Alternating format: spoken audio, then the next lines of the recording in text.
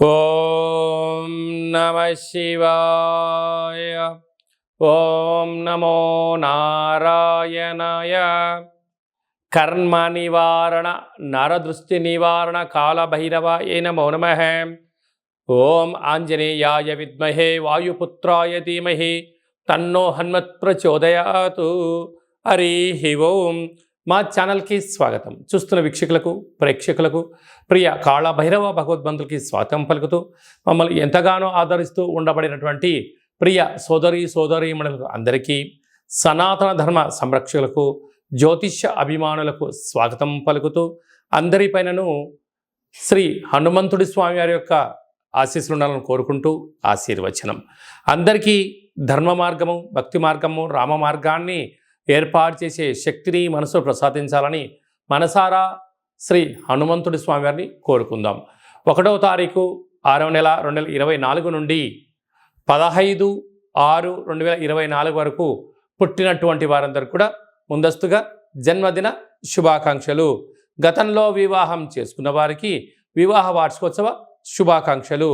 1/6/2024 నుండి 15/6/2024 వరకు గ్రహ గమనాలను ఒకసారి వీక్షింపచేద్దాం. మేషరాశిలో కుజుడు స్వక్షేత్రకారకుడు, వృషభ రాశిలో చతుర్గ్రహ కూటమి, రవి బుధ గురు శుక్ర సంచార స్థితి, శుక్ర భగవానుడు స్వక్షేత్ర సంచార స్థితి. రవి చేత గురు శుక్రులు ఇద్దరు గురుమౌఢ్యమి శుక్రమౌఢ్యమి జరుగుతున్న విషయం తెలిసినటువంటిదే.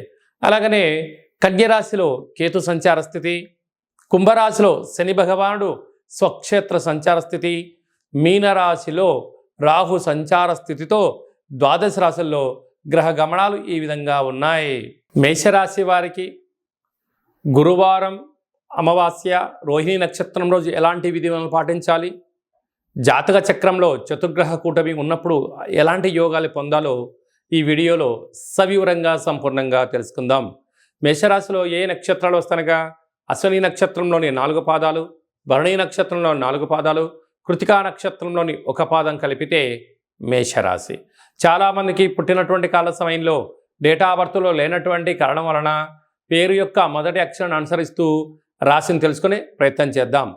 చూ, చే, చో, లా, లీ, లు, లే, లో, ఆ అక్షరాల వారందరూ కూడా మేషరాశి జాతకులే. మేషరాశిలోనే కుజభగవానుడు స్వక్షేత్రకంగా సంచారం చేయడం వలన చిన్న చిన్న విషయాలకు ఆందోళన తగదు.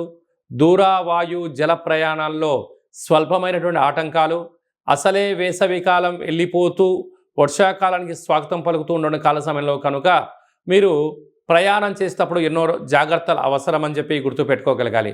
అలాగా యంత్రాలతో ఆయుధాలతో దయచేసి చెలగాటం ఆడవద్దు. ఎందుకనగా కుజదోష ప్రభావం కారణం వల్ల మీరు ఎంత మౌనంగా ఉన్నా, ఎంత ప్రశాంతంగా ఉన్నా ఎంతటి వ్యక్తులు కొందరు పని కట్టుకొని మిమ్మల్ని అనేక రకాలుగా సూటిపోటి మాటలతో డిస్టర్బ్ చేయాలని చెప్పి ప్రయత్నం చేస్తూ ఉంటారు.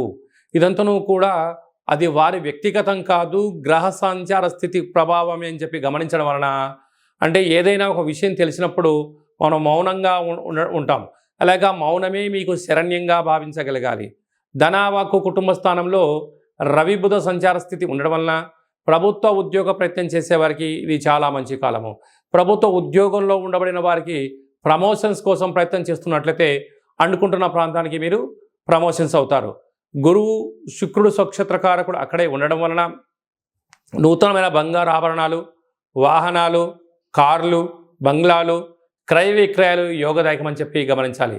కాకపోతే రవిచేత గురువు రవిచేత శుక్రుడు కలిసి ఉండడం వలన కొద్దిపాటిగా ఏదైతే అనుకుంటామో వాటిని మందకొడిగా సాగే పరిస్థితి ఉంటుంది. ఇలాంటి కాల సమయంలో కాళభైరవ స్వామి యొక్క స్మరణ చేయడం వలన గ్రహ సంచార స్థితిలో ఉన్న దోషాలు తొలగి మీరు అనుకుంటున్న అన్ని విజయాలు మీ సొంతమవుతాయని చెప్పి గమనించాలి. 6వ స్థానంలో కేతు సంచార స్థితి ఉండడం వలన మేషరాశి జాతకులకు చాలా ముందస్తు జాగ్రత్తగా ఉంటుంది. ఒక వ్యక్తితో మాట్లాడేటప్పుడు ఆ వ్యక్తి ధర్మంగా ఉన్నాడా, అధర్మంగా ఉన్నాడా, న్యాయంగా ఉన్నాడా, ఏం జరుగుతుంది, ఏం జరగబోతుందో వాళ్ళు అంచనా వేసే శక్తి వాళ్ళకు చాలా అధికంగా ఉంటుంది. కనుక మీ మనసు ఏదైతే చెప్తే దాన్ని విని విధి విధానాన్ని పాటించండి. విజయాలు మీ సొంతమవుతాయి. లాభస్థానంలో శని భగవానుడు స్వక్షేత్రకంగా ఉండడం వలన వృత్తులలో, ఉద్యోగాల్లో, వ్యాపారాల్లో మీకు మంచి మంచి అవకాశాలు రాబోతున్నాయి.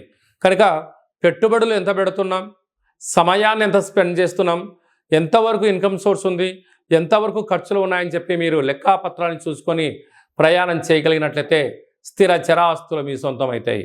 కాకపోతే వ్యయంలో రాహు సంచార స్థితి ఉండడం వలన వృత్తులలో, ఉద్యోగాల్లో, వ్యాపారాల్లో పై అధికారులు, సహ ఉద్యోగస్తులు, కింది స్థాయి ఉద్యోగస్తులు మీ పైన నిత్యము కన్నేసి ఉంచారు అని చెప్పి గమనించగలగాలి.